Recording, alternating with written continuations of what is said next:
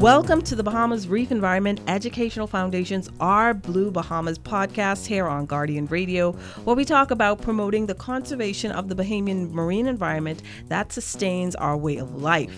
Today we're going to be talking with the youth voices of our Bahamas and the youth voices of our planet, tackling environmental issues together.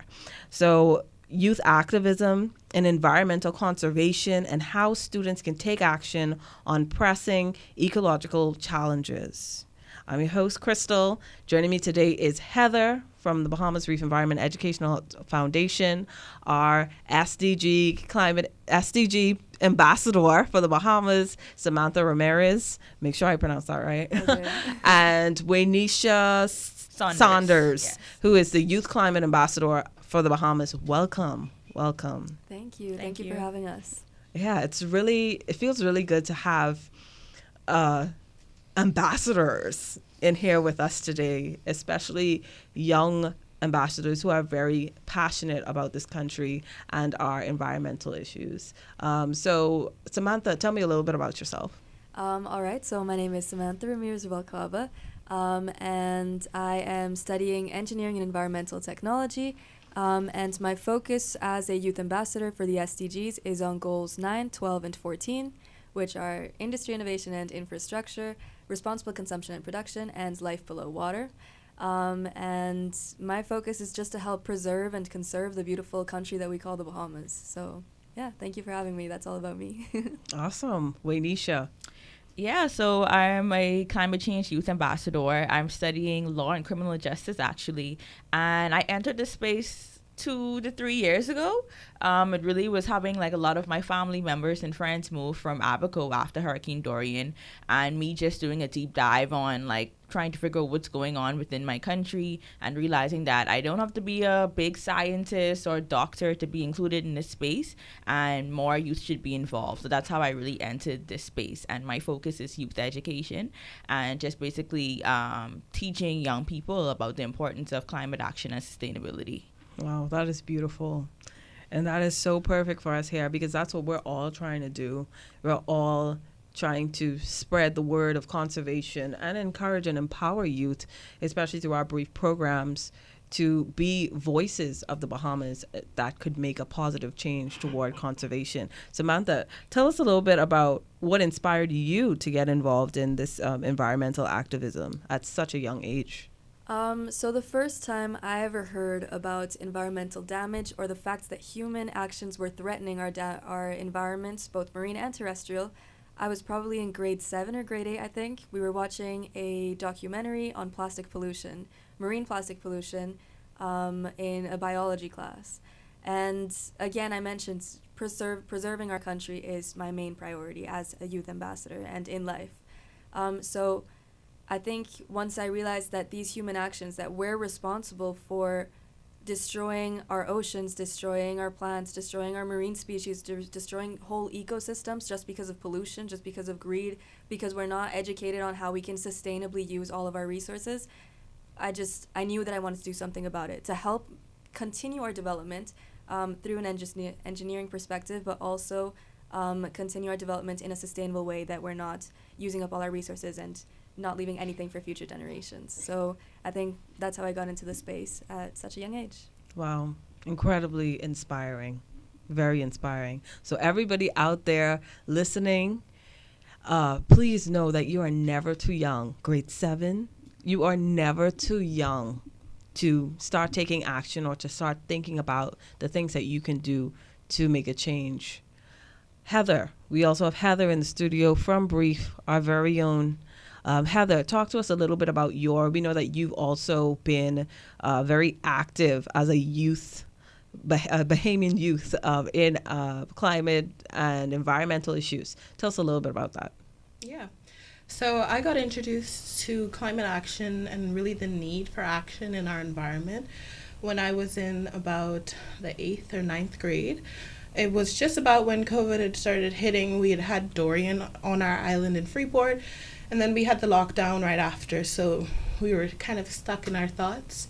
And before then, I had been part of my eco club, so I really knew that I could make a difference. And really during COVID, I took the opportunity to really find opportunities that were available virtually. So I really took advantage of the opportunity and really signed on to organizations that allowed me to have a voice in these issues and these matters. And especially when I realized that I was one of a few young people and young Bahamians who actually really care about the environment and really talk about that passion. It really even drove me further to really be that voice for change, and especially to encourage other people who may not have the courage to really speak up about issues that they may be passionate about. Yes, awesome stuff. So, you're all, I also consider myself a youth, okay? I'm barely 30. But you're all in here. Our youth ambassadors, could you remind me of your ages again? Renisha, how old are you? I'm 23. And Samantha? I'm 20. Oh, how tender. And Heather? Also 20. Okay, so 20, 20, 23. These are youth voices for conservation, right? These are young people in the Bahamas doing wonderful things for the environment.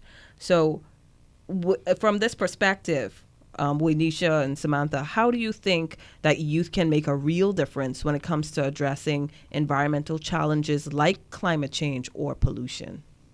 So one of the biggest things that I've been noticing recently is a lot of youth finally, a lot of spaces are finally being created for young people, and not just organizations or clubs, but the big meetings like COP and the other things that happen globally. They're actually finally creating youth spaces for youth to show up and actually be negotiators and actually sit at the table and actually say would we feel is going to impact our future. A lot of times when decisions are being made, we're not at the table, when we are going to be the people that are going to face the repercussions of what it's done or not done in the preservation of our country. So what can we do? I think that youth can continue to show up, to show up to spaces where we don't have a lot of youth raising awareness for things that matter, and really just taking the lead, like start the organization, start the club, show up to the spaces and do what you really feel is passionate for you. I feel like a lot of youth are afraid when they show up to certain rooms because they see such diplomatic people, they see the suits, they hear the master's degrees and the PhDs. But like I said, we are the holders of the future. We are going to be the people that have to deal with the repercussions of what's done or not done for our country. Well said, Samantha. Just to piggyback off of what Waynisha said, what she finished off saying is that we youth are the ones who are being impacted by this. So you asked how youth can make the real big difference, but I think it's more so we have to make that big difference. It's not a how can we do it, it's we're already doing it, we have to, there's no option about it. We grew up in a world where we had epidemics like the COVID pandemic. We also have reports coming out that say that in 10 to 12% of the Bahamas is going to be underwater by 2050 if sea level continue to rise because of climate change or other things like that. We're the ones who have to build stronger infrastructure to withstand these intense hurricanes and these heat waves that we're experiencing and all this heavy rainfall that we're experiencing as well. So it's not only impacting us in our past, it's impacting our present, and it's also looking towards our future, not our immediate future, but also our children and our grandchildren. We're the ones who have the most incentive to want to make those changes and help combat adverse environmental impacts and challenges like climate change. Very true. So what I'm hearing now, and Heather, feel free to chime in at any time, is that, usually parents or adults, they don't really want children or young people to worry about all of these very important issues like climate change, right? Just like, just focus on your schoolwork. Don't worry about the climate change. Don't worry about the flooding. Don't worry about the hurricanes. But these are things that are directly impacting us. And I think that now, Wenisha, you spoke about young people now being invited into these spaces. I think people now are realizing by doing these things, and this is why it's growing so much. And this is why the fact that people are including youth is growing so much is because they realize the amount of innovation and thoughtfulness that young people have nowadays. Yeah, and there have been a lot more opportunities, especially in youth in parliament here in the Bahamas, for youth to get involved in the decisions and the policies that are coming to light in recent years. But it's just about following through with those and ensuring that those policies are put in place to ensure that we have a better future. Because we as young people aren't just saying these things that we're concerned about because we think it's trendy or something that's cool. It's our future, it's our livelihoods, it's the home we're going to live in 20 years. It's the fact of if we're going to have to innovate and adapt to what's happening to our country in 20 years because of the sea level rise or because of the intensifying storms. And that's really scary when you think about it. If you think about it as of where is my life going to be if my government does not make a change, it really wants you and encourages you to really say something and speak up about it. And when you have fellow youth alongside you and by your side, you feel less alone. And that's why organizations like the Bahamas Youth Climate Ambassadors and the SDG Ambassadors are so important, because they allow students to realize that their voice isn't just in vain, and it's actually something that other people have noticed as well and are also concerned about. For sure. And on that same note, I asked you about, climate change and pollution, but what do you think from your perspective, Waynisha and Samantha, what do you think from your perspective are some of the biggest environmental issues facing the Bahamas right now? And as young people, how can we contribute to the solutions for that? Heather? So some of the challenges we might face with our climate coming up is like hurricanes. We see Hurricane Helen happening right now to North Carolina, and we've seen the damage that it's caused as a Category 4 hurricane, at least what we categorize as a Category 4 hurricane, but we've seen hurricanes surpassing those limits, and that's, like I said again, scary.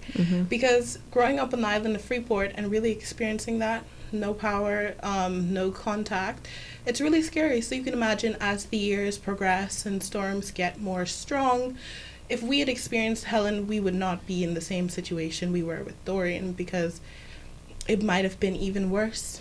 And as the years come and these storms progress in strength and in size, we really need to think about what we're doing to adapt, and then what we're doing to educate people about what's happening, why these storms are getting stronger.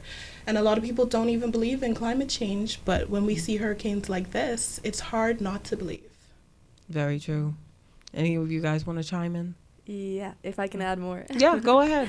Another big thing that I wanted to mention is biodiversity loss. We have a lot of biodiversity loss because of everything we talked about, but also because of overconsumption, of lack of sustainable practices. We have a lot of overfishing going on, which endangers our species, So, and we also... I'm sorry, I don't mean to cut you off, but we're going to have to put a little pin there. Biodiversity loss. Yes. Biodiversity is a big word, y'all.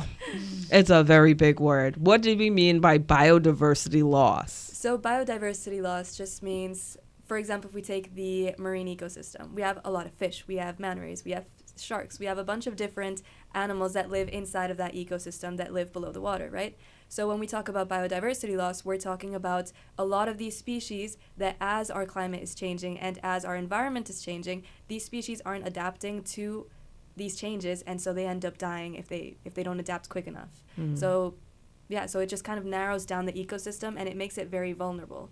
Because if you think about it, our ecosystem is almost like a building, and you have, say, the first floor and the second floor. If you take out the first floor, some of those fish and some of those sharks that couldn't adapt quickly enough, the second floor is going to fall down really quickly, right? So biodiversity loss or avoiding biodiversity loss is really important to help avoid those complete collapses of a whole ecosystem. Wow, that's very interesting. You wanted to add anything else about the loss of biodiversity? Only that we also have invasive species that are also adversely affecting our ecosystems. Yeah. Okay. Waynisha. And lastly, after all of that lovely information was given, I think that one of our biggest threats also could even be ourselves, as Bahamian people. If not realizing the seriousness of what we're facing after all of the numbers were given. 2050 sea rise, the sea is going to be rising, and a lot of islands may not be in the state that it is in now, like if we don't take the initiative to do better. And I always say when it was trending, when Miss Daisy had the whole thing, keep the Bahamas clean, green, and pristine, even though that small island developing states and us like the Bahamas, we're not a big contributor to climate change, or the effects of climate, we still could take more pride in our country. We still could do more. We still could, show up to the beach cleanups. We still could take initiatives in keeping our surroundings clean and just doing more, and speaking up when we see certain seasons are closed and people are just out there doing what they want to do. Like, it's not okay.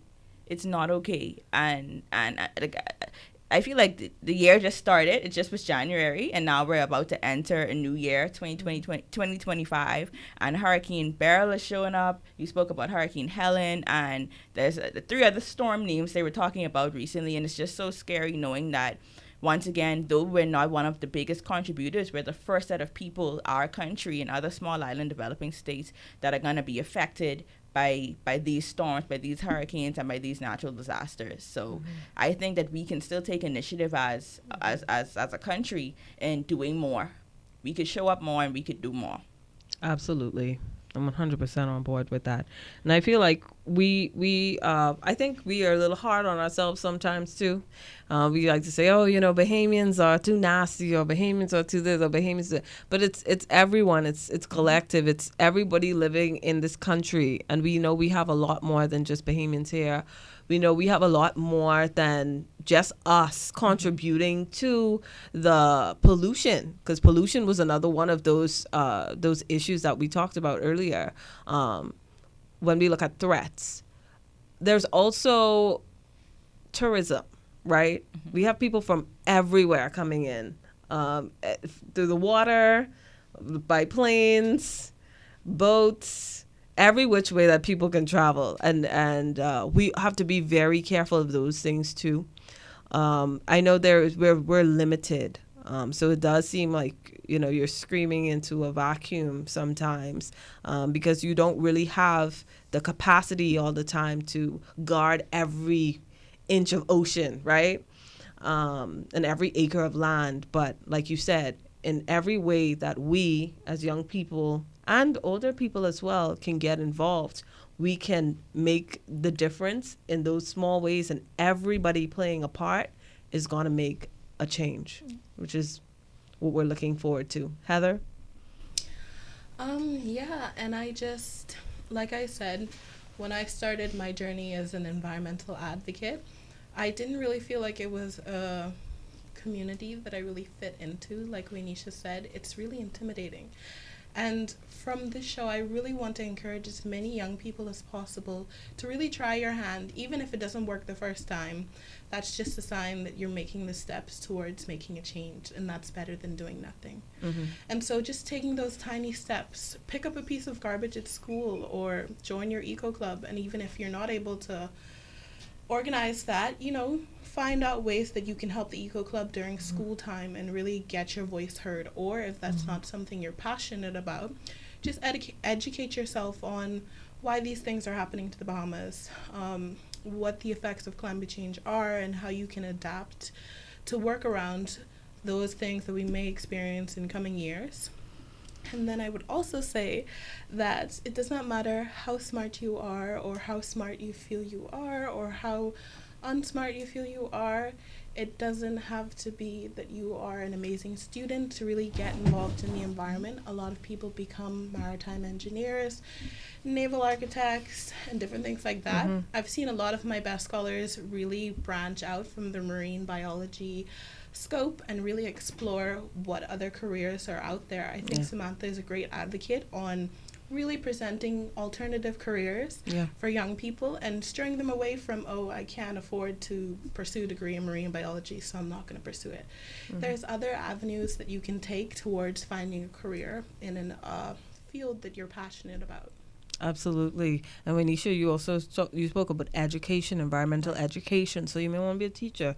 You spoke about environmental law, right? These are things that people get into, and they're not, stereotypical what you would think an environmentally conscious person is going to go into. But there's there's an avenue for you, right? No matter what your interest is, you can always be a part of this. And while we're talking about all these things, I'm going to plug some of our brief events and programs that we have. So if you are a young person and you do want to be involved in environmental conservation or anything of the sort, Brief, you could follow us on our Brief page at Brief242 on Facebook, Instagram, and TikTok. And you can come along to our public snorkels that are completely free, our workshops, they're also free, and several brief events, and you can be a part of this. We also have a beach cleanup guide as well, so you could organize your own beach cleanup with an adult or with a group of friends if you are an adult, and you could just make it a community effort. You don't have to do these things every day, but it's good if you get involved in the ways that you can and when you have the time to do it as well. So next question. I want Wadisha and Samantha, could you talk about any projects or campaigns that you've been a part of that aim to raise awareness or take action on environmental conservation? So yes, I can. We are actually hosting or organizing a campaign right now through our social media, just to plug ourselves as well. You can follow us on Instagram at SDG Unit 242 and sam.sdg.242 and bccya.242. All three of these accounts are for SDGs. They do have a climate change focus, but we're specifically talking about SDG campaign that we're doing right now. We are trying to raise awareness on what this is. First of all, the SDGs stands for Sustainable Development Goals. I probably should have said that at the beginning. But basically, there are 17 Sustainable Development Goals that were created by the United Nations as part of a 15-year action plan that started in 2015, and our fast-approaching deadline to have achieved all 17 of these goals on a global scale is 2030. That is 6 years away, if my math is mathing. Yes, it is. So I think it's really important that we're posting informative posts and also trendy and cute and relatable reels where we're trying to inform the Bahamian public and all youth that really reaches this content, or the content that reaches the youth, just on what these SDGs are, why they're important, why were they made, how do they affect you as a Bahamian, what can you do to help as a Bahamian. And again, just follow those 3 accounts and you can learn more about how those SDGs are helping with environmental conservation and what actions, whether it be making a grocery list before you go shopping so that you only buy your necessities and you don't buy any extras, and that way you can reduce your consumption. Or also taking shorter showers. Like, did you know that you use around 20 gallons of water per an 8-minute shower? That is a lot of water, and nobody here takes 8-minute showers. I mean, I'm guilty. I do take longer than 8 minutes, but it is things that we can do, like taking shorter showers, or like making the shopping list, that can help make small changes in your daily activities and can make your life just so much more sustainable and help with small actions that lead up to bigger actions, and they do add up. So that is a campaign that I would like to plug right now. Okay, that sounds amazing. Yeah. So we're also on the verge, so close to launching our school tours as well. So, I spoke about youth education earlier, and, one thing that we've been realizing is that a lot of young people, especially primary school, junior, high school, they know little to outside of general science that they learn, or biology that they learn in school. They don't know much about climate change or sustainability. So both Sam and I and the two other fellow ambassadors, we're about to launch our school tours. Where we'll be visiting different schools in Nassau and on the islands to just educate them as much as we can. And we want to keep it super simple, just like a 101 climate change 101, SDG 101, where we educate the youth of our country about climate change and sustainability, and also the careers. And I also wanted to piggyback on Heather when you were talking about the different careers in the space. When I first started out, obviously I'm studying law. I wanted to be a corporate lawyer, and now I'm 100% interested in climate justice. I'm interested in how now my master's degree, when I do pursue it, I'm interested in climate change or sustainability. And I'm thinking more in the climate sense, because at one point I thought that I didn't belong in this space. I thought that my voice didn't matter. And now that I'm in it, I'm saying, okay, I need to get educated. I need to be certified so that now I can enter this space and do all that I can as a young person in this country. Awesome. Awesome. And if I can just add for the presentations, we are starting them, like Waynisha said, this month, and we do have our list of schools that we would like to go to. But again, if you want us to go to your school, or if you want us to go to your community, your church, your whatever it is, a group of friends, we are a small team, but our focus is on advocating for sustainable changes and climate change. So if you are interested in this, just reach out to us again on any of the platforms that we mentioned before, and we would love to go and teach you about why it's important, how it affects you, and again, the things that you can do to help. Okay. So I'm curious about this because you're talking about schools and and obviously you're young people. You're both in college. Mm-hmm. Yes. And you're both in college. So just briefly, tell me, how do you balance your activism with your schoolwork and other responsibilities? And what motivates you to stay involved? And then how do you, what would you suggest? So while you're telling me that, I want you to make suggestions for other young people who may be trying to figure out how to balance these things. So I could start. I am currently, like I said, studying engineering and environmental technology while being a youth ambassador, and I'm also working part-time in an engineering company in the construction industry. They are all very diverse themes or industries, but also I think it's important as a suggestion for anyone who's trying to balance different aspects of their life. It almost feels like you have different hats and you just don't know which one to put on, and sometimes you can put two hats on at the same time and it gets confusing. But what I would suggest is figure out what your main goal is. My main goal is to help preserve the country, preserve the beauty of the country, and avoid any environmental adverse impacts on our country.